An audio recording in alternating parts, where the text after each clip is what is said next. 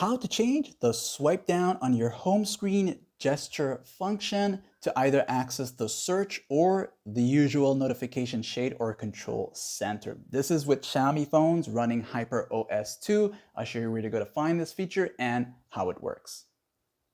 So just to give you an idea of how this works, basically there is a gesture swipe where you can swipe not only from the top of your screen like this here, but also anywhere in the middle part, and you can choose to access the quick panel or the notification shade.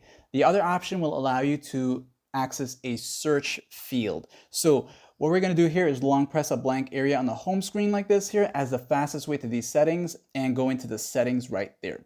Then go to more, and you're going to see swipe down on home screen. The two options is the notification shade and control center, which basically with this one here, anywhere you swipe down on your screen from the left or the right will give you access to the notification shade or control center. If you choose the search one here now, basically what you can do is you can still swipe down from the top to access these guys here, but if you swipe anywhere else, going down, you'll get the search option here. And you can always change these at any given time, like it's a